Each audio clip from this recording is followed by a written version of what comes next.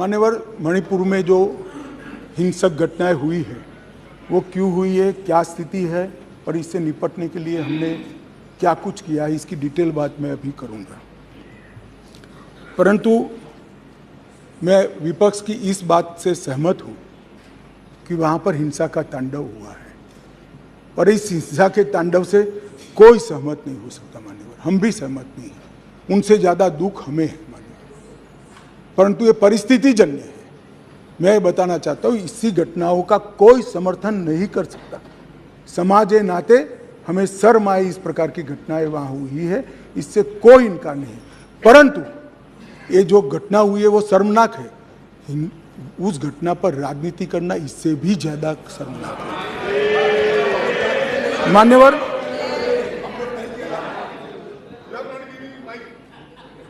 मान्यवर, एक भ्रांति देश भर की जनता के सामने फैलाई गई है कि यह सरकार मणिपुर पर चर्चा के लिए तैयार नहीं है। मैं आज भरे सदन के अंदर आपके माध्यम से सदन को बताना चाहता हूं कि सदन आहूत भी नहीं हुआ था। मैंने पत्र लिखकर अध्यक्ष जी से मांग की थी कि मैं चर्चा के लिए तैयार हूं, इसमें समय मर्यादा मत बनाइए। प्लीज बैठो बैठो बैठो प्लीज प्लीज प्लीज प्लीज। मान्यवर, मैं डे 1 से चर्चा के लिए तैयार था, मगर वो चर्चा नहीं चाहते, उनको विरोध करना था। और मैं कहना चाहता हूं, मेरी चर्चा से संतुष्ट न होते तो फिर कहते प्रधानमंत्री करें, प्रधानमंत्री विचार भी करते, मगर आप सदन में चर्चा ही न होने दो। मणिपुर जैसे महत्वपूर्ण मुद्दे पर गृह मंत्री को अपना पक्ष न रखने दे। किस प्रकार की डेमोक्रेटिक व्यवस्था चाहते हैं माननीय? और क्या आप सोचते हो कि शोर शराबा कर आप मुझे चुप कर दोगे? आप चुप नहीं कर सकते हो। 130 करोड़ की जनता ने हमें चुनकर यहां भेजा है, हमें सुनना पड़ेगा। आप चुप नहीं कर सकते हो मान्यवर। मैं आज बताना चाहता हूं और बड़ी संवेदना के साथ आपके माध्यम से इस देश के 130 करोड़ लोगों के सामने मणिपुर की हालिया हिंसा क्यों हुई है और क्या चल रहा है और सरकार ने क्या उपाय किए, ये भी बताना चाहता हूं मान्यवर। मैं पास्ट में मणिपुर में क्या हुआ ये भी बताऊंगा। अब मैं जब बताऊंगा तब ये कहेंगे कि पुरानी बातों को हमें सुनाने के लिए कह रहे हो। ना जी, मैं संवेदनशील आदमी हूं मान्यवर। मैं पुरानी बातों को राजनीतिक हिसाब किताब के लिए नहीं सुना रहा, इसलिए नहीं सुना रहा कि आपके समय में भी हुआ था, हमारे समय में भी हुआ। होता है का अप्रोच हमारा नहीं है, ये यूपीए का अप्रोच है। हमारा अप्रोच होता है का नहीं है, हम टॉलरेट नहीं कर सकते। मैं पुरानी हिंसाओं को इसलिए बताना चाहता हूं कि मणिपुर की नस्लीय हिंसाओं के स्वभाव को जनता ने जानना पड़ेगा। नस्लीय हिंसा मणिपुर में जब जब होती है तब किस प्रकार से होती है वो भी जानना पड़ेगा। इसलिए मैं पुरानी हिंसाओं को भी रखूंगा। आपके मन में ये भ्रांति न हो, ये सवाल ना आए कि पुराना क्यों बता रहे। मान्यवर, 6 साल से करीब 6.5 साल से मणिपुर में भारतीय जनता पार्टी की सरकार है। मणिपुर में भारतीय जनता पार्टी सरकार बनी तब से 3 मई तक एक भी दिन कर्फ्यू नहीं डालना पड़ा। मैं मेरी बात आग्रह के साथ कहना चाहता हूं, मणिपुर में भारतीय जनता पार्टी की सरकार के 6 साल पूरे हो गए। 6 साल में मणिपुर में एक भी दिन कर्फ्यू नहीं डालना पड़ा। मणिपुर के अंदर एक भी दिन बंद नहीं रहा। मणिपुर के अंदर एक भी दिन ब्लॉकेड नहीं हुआ और उग्रवादी हिंसा लगभग समाप्त हो गई। ये 6 साल का भारतीय जनता पार्टी के शासन का इतिहास था। 2021 में हमारे देश की पड़ोस में म्यांमार में सत्ता परिवर्तन हुआ और म्यांमार में वहाँ पर मिलिट्री का शासन आया, डेमोक्रेटिक सरकार गिर गई और वहाँ पर एक कुकी डेमोक्रेटिक फ्रंट है, इसने लोकतंत्र के लिए आंदोलन चालू करा। जब कुकी डेमोक्रेटिक फ्रंट ने लोकतंत्र के लिए आंदोलन चालू करा, वहाँ की मिलिट्री शासन ने इन पर कड़ाई करना शुरू की, दबिश बनाना शुरू की और चूंकि म्यांमार की बॉर्डर फ्री बॉर्डर है मान्यवर, वहाँ फेंसिंग नहीं है और आज से नहीं, आज़ाद हुए तब से नहीं है, फेंसिंग नहीं है।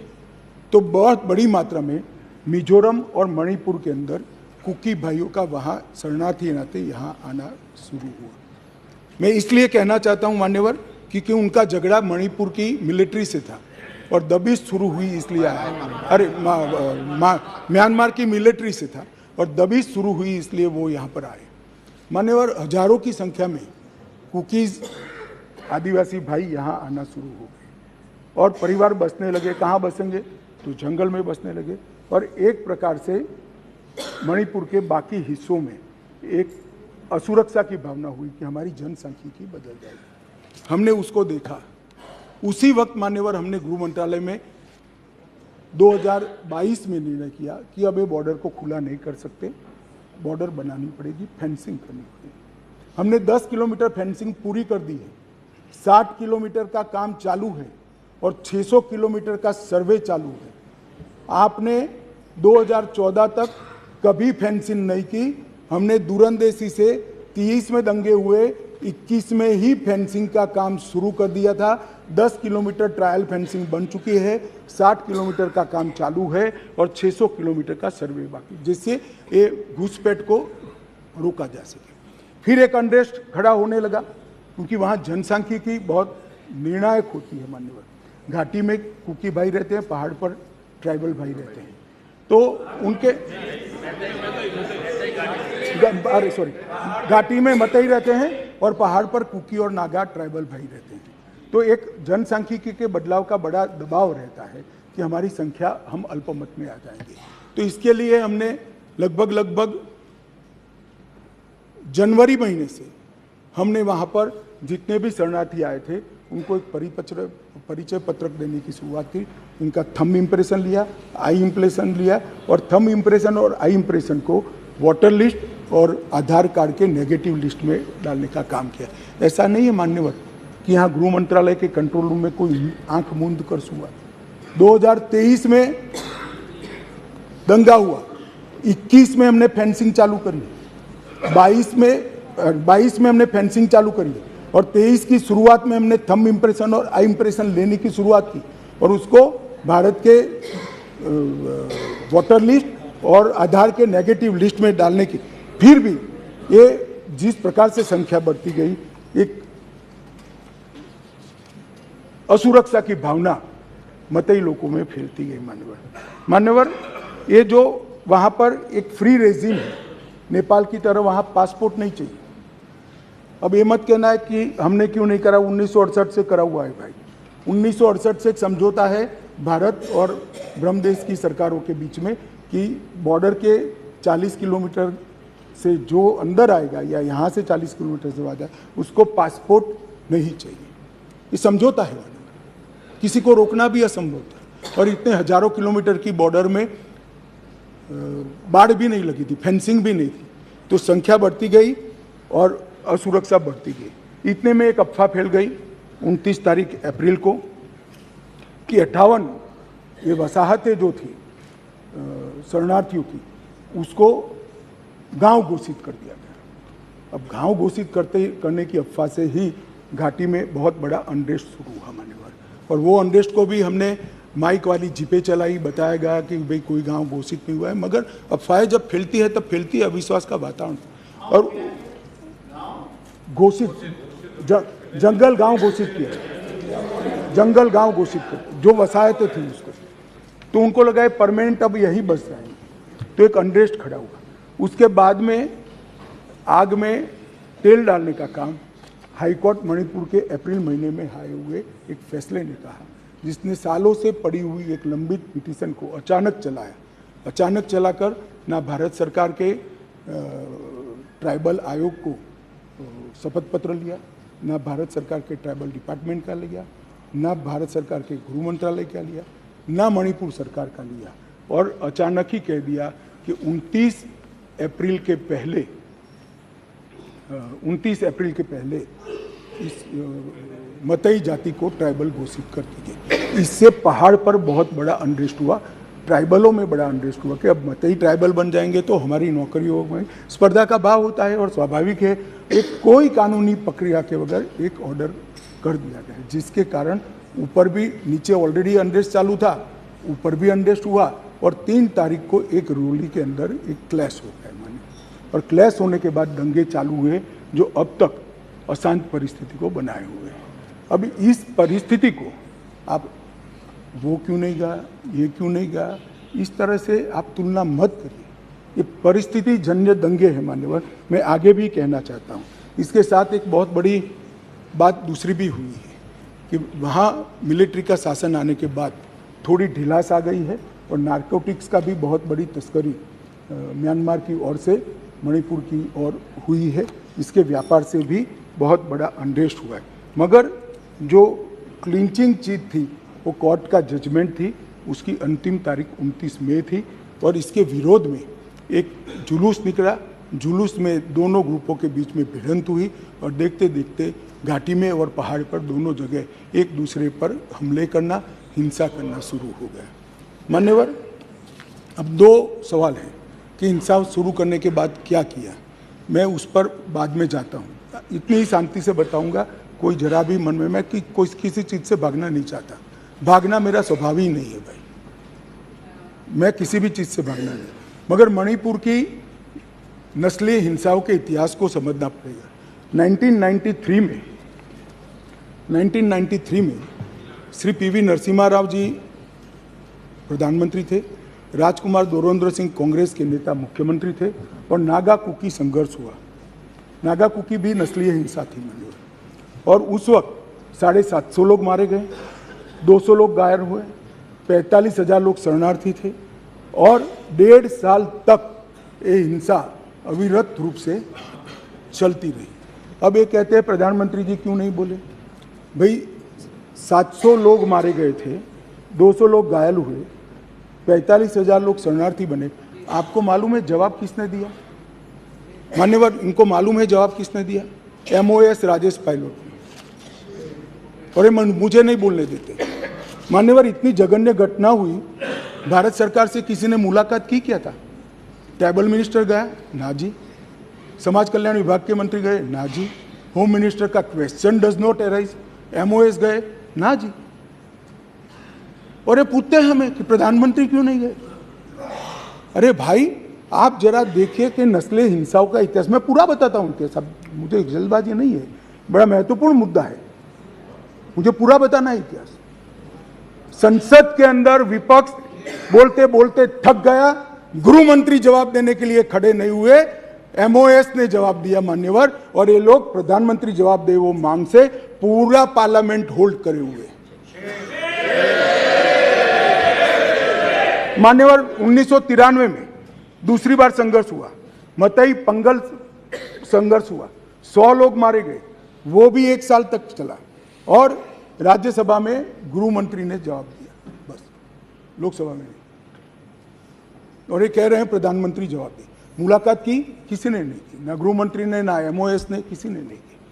फिर इंदर कुमार गुजराल आए 97-98 में, कुकी पाइते संघर्ष हुआ, 350 लोग मारे गए, 1 साल तक संघर्ष चला। ये भी नस्लीय हिंसा है, मैं टेररिज्म की घटनाएं नहीं गिना रहा, नस्लीय हिंसा समझा रहा हूं। 1 साल तक चला, चर्चा ही नहीं हुई, स्टेटमेंट भी नहीं हुआ, सवाल भी सारे खारिज कर दिए गए और ये कहते हैं प्रधानमंत्री जवाब दे। और मैं डे 1 से कह रहा हूं मान्यवर, मैं जवाब देने के लिए तैयार हूं, मेरी ड्यूटी है, मैं देश के प्रति जवाब दे हूं, संसद के प्रति जवाब दे हूं, विपक्ष के प्रति भी जवाब दे हूं, मैं आपको जवाब देने के लिए। मुझे बोलने नहीं देते हैं, ये किस प्रकार का लोकतंत्र है मान्यवर? तो अब तो बोलने ही दोगे, अब तो बोलने ही दोगे दादा। मैं पहले की बात कर रहा हूं, पहले की बात कर रहा हूं। और हमारे गोगाई जी कहते हैं मौन तोड़ने के लिए लाया गया। अरे भाई, मौन रखने वाले तो हार गए और वहां बैठ गए, हम तो बोलने वाले हैं, जवाब देने वाले हैं। हम मौन नहीं रखते, मौन आप रखते हैं। हमें कुछ नहीं छुपाना, हमारा कोई आदमी इसमें इन्वॉल्व नहीं है। मैं नाम बोलना नहीं चाहता, गृह मंत्रालय के रिकॉर्ड पर नेताओं के नाम है, सुनना है तो बता दूं, आप खड़े होकर कह दो बताओ तो मैं बता देता हूं, नाम सुनना है।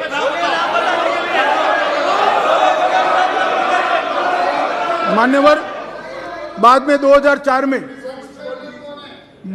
2004 में मनमोहन सिंह जी थे, इबोबी सिंह जी थे, लगभग 1700 लोगों के एनकाउंटर हुए, 1700 लोग एक तरफा वर्दी से। ऐसा वहां मानते हैं, मैं नहीं मानता, मैं तो व्यवस्था में विश्वास रखने वाला हूं। वहां लोग मानते हैं वर्दी से की हुई नस्ली हिंसा थी। 1700 सुप्रीम कोर्ट ने संज्ञान लिया, ढेर सारी एसआईटियां बनी, मगर किसने जवाब दिया? कोई नहीं, एक चर्चा नहीं, ना एमओएस ना मिनिस्टर। अब मुझे बताइए भाई, चिदम्बरम साहब थे और वहां राज्यसभा में मेरा हिसाब मांगते थे, मुझे बोलने नहीं देते। मैं आपके माध्यम से देश की जनता को कहना चाहता हूं, ये परिस्थिति जन्य नस्लीय हिंसा है, इसको राजनीति का मुद्दा नहीं बनाना चाहिए। और मान्यवर 3, 4, 5 मैं पूरे देश को बताना चाहता हूं, इस देश के प्रधानमंत्री ने रात को 4 बजे भी मुझे फोन किया है और दूसरे दिन 6:30 बजे मुझे फोन से उठाया भी इस देश के प्रधानमंत्री ने। और ये कह रहे हैं मोदी जी ध्यान नहीं रख रहे। मान्यवर 3 दिन तक लगातार हमने यहां से काम करने का काम किया, 16 वीडियो कॉन्फ्रेंस करी, 36,000 लोग सिक्योरिटी फोर्सेस सीएपीएफ के वहां पहुंचाए, वायुसेना के विमानों का उपयोग किया, चीफ सेक्रेटरी बदल दिया गया, डीजीपी बदल दिया गया, सुरक्षा एडवाइजर भेज दिया गया, चीफ सेक्रेटरी भारत सरकार ने भेजा, डीजीपी भारत सरकार ने भेजा, सुरक्षा एडवाइजर भारत सरकार। ये सब 4 तारीख की शाम को समाप्त हो गया था। 3 को हिंसा हुई, 4 तारीख को समाप्त हो गया था। और ये कहते हैं 356 क्यों ना लगाया? 356 तब लगती है जब हिंसा के समय राज्य सरकार कोऑपरेट न करे। हमने डीजीपी बदल दिया, उन्होंने भारत सरकार के डीजीपी को स्वीकार कर लिया। हमने चीफ सेक्रेटरी बदल दिया, उन्होंने भारत सरकार के चीफ सेक्रेटरी भेजे हुए चीफ सेक्रेटरी। मैं यही कह रहा हूं, समझ ना हो तो नहीं आएगी भी। सीएम तब बदलना पड़ता है जब कोऑपरेट ना करे। ये सीएम कोऑपरेट कर रहा है, डीजीपी, सुरक्षा सलाहकार, ये सबको हमने बदला है। मान्यवर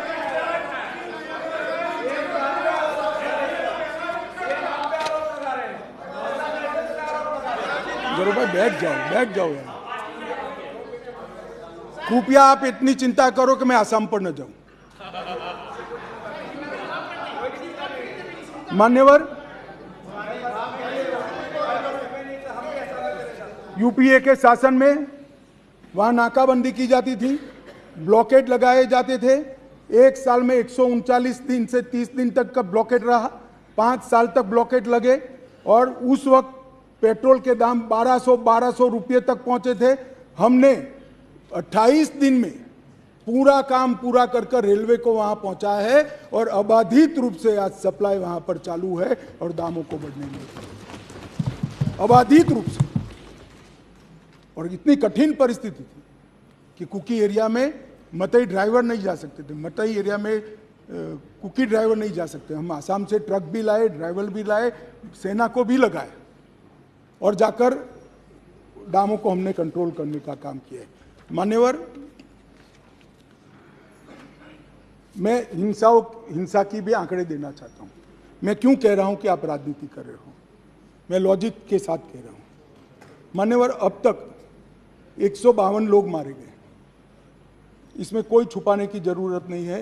ये सोशल मीडिया के ज़माने में छिप भी नहीं सकता है और हमारा स्वभाव भी छिपाने का नहीं है। मान्यवर, 152 लोग मारे गए हैं, इसकी एनालिसिस क्या है? मई में 107 मारे गए, मई महीने में, आज हम अगस्त में, जून में 30 मारे गए, जुलाई में 15 मारे गए और अगस्त में अब तक 4 मारे गए। मान्यवर, मई में जो 107 मारे गए उसमें से 68 लोग 3, 4 और 5 में पहले 3 दिन में ही मारे गए। मैं इसके माध्यम से ये कहना चाहता हूं मान्यवर कि हिंसा धीरे धीरे कम हो रही है। हम हिंसा में की आग में तेल डालने का काम न करें, हम तेल न डालें। तेल कैसे डाला जाता है मैं बताता हूं। श्री राहुल गांधी जी यहां से वहां मुलाकात करें, मैं बड़ा स्वागत करता हूं। संवेदना है, मणिपुर की चिंता है। गए, एयरपोर्ट पर उतरे, उन्होंने कहा कि भाई हमें चूड़ाचांदपुर जाना है। ठीक है भाई, अगले दिन जाने वाले थे, पहले दिन कहा कोई बात नहीं, चाहिए आप जरूर जाना चाहिए। हमने कहा हेलीकॉप्टर से चले जाइए, कि नहीं मैं रोड से जाऊंगा। पुलिस ने रोकना पड़ा। फिर 3 घंटे तक ऑल इंडिया लाइव कराकर ये नाटक देश को दिखाया और फिर 4 बजे दूसरे दिन हेलीकॉप्टर से चले गए। भाई हेलीकॉप्टर से चले जाते तो क्या आपत्ति थी, हमने सुरक्षा की पूरी व्यवस्था की थी, परंतु इस प्रकार की काम करने के लिए वहां जाना, इसको पॉलिटिक्स कहते हैं गौरव जी। आप वहां जाते हैं तो कोऑपरेट करिए। चूड़ाचांदपुर जाने से कोई नहीं रुक रहा, हम हेलीकॉप्टर से भेज रहे हैं, आप जाना नहीं चाहते, नहीं मैं बाय रोड ही जाऊंगा। चलो बाय रोड जाना है, जनता को दिखाना है, तो फिर दूसरे दिन क्यों गए? दूसरे दिन भी न जाते, दूसरे दिन भी गए तो पहले दिन सत्याग्रह दिखाना था। भाई इस तरह की पॉलिटिक्स ऐसी विषम परिस्थितियों में मत करिए। क्या आप मानते हैं, आप क्या मानते हैं कि सरकार को आप इस तरह से परेशान करेंगे, चाहे वहां की हो या यहाँ की, पर जनता नहीं जानती है? जनता ये सारा जानती है और पहचानती भी है। इसलिए मैं कह रहा था, अधीर रंजन जी चले गए, मैं पॉलिटिक्स नहीं कर रहे तो मैं बताता रहा पॉलिटिक्स करें। मान्यवर, हमने लगभग 14,898 लोगों को अरेस्ट किया है और हर केस की एफआईआर 1106 एफआईआर रजिस्टर कर दी गई है। अब अंत में जो शर्मनाक वीडियो आया, मैं इसके बारे में भी कहना चाहता हूँ। मान्यवर, ये वीडियो 4 मई के दिन की दुर्भाग्यपूर्ण घटना है। दुनिया में किसी भी जगह पर, किसी भी स्थान पर, किसी महिला के साथ, किसी युवा महिला के साथ इस तरह की घटना समाज के नाम पर धब्बा है। मान्यवर, इसका कोई समर्थन नहीं कर सकता, ना ये सदन कर सकता है, ना कोई पॉलिटिकल पार्टी ना कर सकती है, यहाँ की ना वहाँ की। मेरे मन में एक छोटा सा सवाल, मेरे मन में तो नहीं आया, कुछ मीडिया के मित्र जो ऊपर बैठे हैं उन्होंने डाल दिया। उन्होंने मुझे पूछा कि अमित भाई ये 4 मई का वीडियो संसद सत्र के 1 दिन पहले ही क्यों आया? अगर किसी के पास वीडियो था तो वीडियो डीजीपी को देना चाहिए या नहीं देना चाहिए? मानिए, किसी के पास वीडियो था तो पुलिस तंत्र को देना चाहिए या नहीं देना चाहिए? उसको सार्वजनिक करना चाहिए क्या? वो महिला के सम्मान की तो सोचो ना जी। इंटेलिजेंस का सवाल नहीं था भाई, वहां उस वक्त इतने हुड़दंग में। एक मिनट, इंटेलिजेंस के पास नहीं आया, मगर आपको देना चाहिए था या नहीं देना चाहिए था? आपको देना चाहिए था या नहीं देना चाहिए? हाँ, दादा का काम टीवी में बताने का है, दादा का काम। मान्यवर, फिर भी मैं टाइमिंग में ज्यादा नहीं जाना चाहता। सुनिए ना भाई, मैं टाइमिंग में ज्यादा जाना नहीं चाहता। मान्यवर, वीडियो किसी के पास भी था, मैं इन पर आरोप नहीं कर रहा हूं, किसी के पास भी था। अगर उसने डीजीपी को दे दिया होता तो 5 तारीख को ही पकड़ गए होते, क्योंकि जिस दिन वीडियो दिया उसी दिन वीडियो की कॉपी पर से हमने फेस आइडेंटिफिकेशन सॉफ्टवेयर का उपयोग करते हुए, सरकारों के डेटा के साथ मिलान करते हुए 9 के 9 लोगों को अरेस्ट कर दिया और वो आज ट्रायल फेस कर रहे हैं जेल में। उस वक्त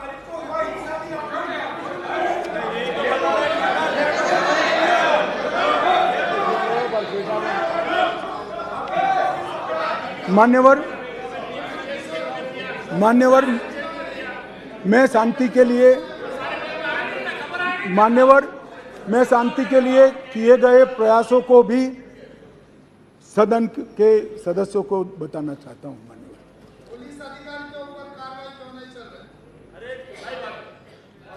मान्यवर, मैं वहां 3 दिन रहा, 3 रात रहा। मेरे साथी नित्यानंद जी 23 दिन तक लगातार वहां रहे। एमओएस होम मिनिस्टर पहली बार नहीं कोई गया ही, पहली बार मैं ही गया हूं। अब तक कोई नहीं गया है। इतने सारे दंगे मैंने जो बताए, नस्ली इंसान, कोई नहीं गया है। एमओएस 23 दिन रहा, 3 दिन में रहा। मान्यवर, हमने ये सारी की जांच के लिए हाईकोर्ट के सेवानिवृत्त न्यायाधीश का एक कमीशन बना दिया है, जिसमें एक आईपीएस और आईएएस अफसर भी है। मान्यवर, अध्यक्ष राज्यपाल महोदय को अध्यक्ष बनाकर शांति समिति को हमने वहां पर प्रस्तापित किया है। 36,000 से अधिक सुरक्षा कर्मी जहां मतई समूह रहता है, जो कुकी रहता है, बीच में बफर जोन बनाकर खड़े हैं। आज भी गुस्सा शांत नहीं हुआ है, परंतु हिंसा इसलिए कम हुई कि बीच में 36,000 पैरामिलिट्री फोर्सेस दिन रात तैनात थे, इसलिए हिंसा कम हुई है। बेहतर इंटर एजेंसी समन्वय के लिए यूनिफाइड कमांड व्यवस्था, क्योंकि वहाँ BSF भी है, CRPF भी है, असम राइफल भी है, सेना भी है, मणिपुर पुलिस भी है। पांचों सुरक्षा एजेंसियों के बीच में बेहतर समन्वय के लिए यूनिफाइड कमांड व्यवस्था बना दी गई है और उसकी चेयरमैनशिप यहाँ से भेजे गए सुरक्षा सलाहकार के हाथ में है। इस घटनाक्रम के पीछे षड्यंत्र वाले जो 6 केस रजिस्टर किए, 6 के 6 केस पहले CBI को दे दिए गए थे। सुप्रीम कोर्ट ने और 11 केस CBI को दिया है। इसके लिए भी SIT आज गठित हो गई है। मान्यवर, पीड़ित और पुनर्वसन पैकेज दिया गया है। सभी मृत्यु वालों को 10 लाख रुपया चुकाने का काम समाप्त हो चुका है। लगभग 30,000 मेट्रिक टन चावल रातों रात पीयूष भाई ने यहाँ से वहाँ भेजा है, जो भी बांट रहे हैं। किसी भी क्षेत्र में मेडिकल सुविधाओं का अभाव न हो, इसलिए भारत सरकार की 8 टीमें अलग अलग एम्स से वहाँ कैंप के अंदर कर दी गई है। कोर्ट में मुकदमों में किसी की एक्स पार्टी सुनवाई न हो, इसलिए चारों प्रभावित जिलों के डिस्ट्रिक्ट कलेक्टर के वहाँ वीडियो कॉन्फ्रेंस की सुविधा कर दी है, तो हाईकोर्ट में जाना नहीं पड़ता है, सबकी सुनवाई वहीं से हो रही है। बच्चों का ऑनलाइन एजुकेशन चालू हो गया है। घाटी में 98% स्कूलें खुल गई है, 80% उपस्थिति रहती है। 2% स्कूलों में कैंप चल रहे हैं, वो भी अब अस्थायी शेल्टर बनाने की शुरुआत हमने कर दी है। राहत सामग्री सुलभता से मिले, इसके लिए भी हमने ढेर सारे प्रयास किए हैं और सुरक्षा की समीक्षा भी हर सप्ताह मैं यहाँ से वीडियो कॉन्फ्रेंस से यूनिफाइड कमांड के साथ करता हूँ। गृह सचिव हर दूसरे दिन करते हैं और DI भी हर रोज करते हैं। मान्यवर, इतनी क्लोज वॉच के साथ वहाँ शांति बनाने का प्रयास चल रहा है। मैंने आगे कहा कि पुरानी सरकारों में किसी में 9 महीना हुआ, किसी में 1.5 साल हुआ। मैं इतना जरूर कहना चाहता हूँ मान्यवर, कम से कम समय में ये हिंसा को शांत करने का काम हम कर पाएंगे, ऐसा मुझे भरोसा है। आज ये सदन जब तब सदन को मैं विश्वास दिलाना चाहता हूँ कि मणिपुर के अंदर भाई ये बहुत यार, बाद में पूछो ना, बाद में पूछो, बैठ जाओ प्लीज। सीमा की सुरक्षा को सुनिश्चित करने के लिए बाड़ बनाने का काम शुरू हो चुका है। बाकी बाड़ का सर्वे हमने और गति से चालू किया है। बायोमेट्रिक्स लेने की गति भी हमने बढ़ा दी है और मैं इस सदन के माध्यम से मणिपुर के दोनों समुदायों से करबद्ध निवेदन करना चाहता हूं, हिंसा किसी भी समस्या का समाधान नहीं है। वार्ता करिए। अभी हम मतई समुदाय के साथ भी वार्ता कर रहे हैं, मैं स्वयं कर रहा हूं। कुकी समुदाय के साथ भी वार्ता कर रहे हैं, आज भी की थी, मैं स्वयं कर रहा हूं। मेरा अनुरोध है कि साथ में बैठकर, भारत सरकार के साथ बैठकर इस समस्या का समाधान निकाल दीजिए। अफवाहों से ज़्यादा अविश्वास का वातावरण हुआ है। भारत सरकार की जरा भी मंशा नहीं है कि वहाँ की डेमोग्राफी को चेंज कर दिया जाए। घुसपैठ को भी हम रोकेंगे। हमने राजद्वारी तरीके से म्यांमार के साथ भी बात की है और हर प्रयास हम करना चाहते हैं जो हम कर पाते हैं। मान्यवर, मैं इतना ही कहना चाहता हूँ कि इस विषय पर राजनीति नहीं करनी चाहिए। ये विषय ऐसा है जिसमें किसी की जान गई है, किसी का सम्मान गया, किसी के साथ दुर्व्यवहार हुआ है। वो व्यक्ति हमसे कितना भी दूर रहता हो, मगर भारत का है और इसके प्रति हम सबके मन में, पूरे सदन के मन में संवेदना होनी चाहिए। मैं मानता हूं कि इस शांति की अपील में मेरी बात रखने के बाद सदन के दोनों ओर के सदस्य शांति की अपील में जुड़ेंगे। मैं बाकी सबका तो भरोसा नहीं दे सकता, मगर NDA के सारे सदस्य तो जुड़ेंगे, इसका मुझे भरोसा है।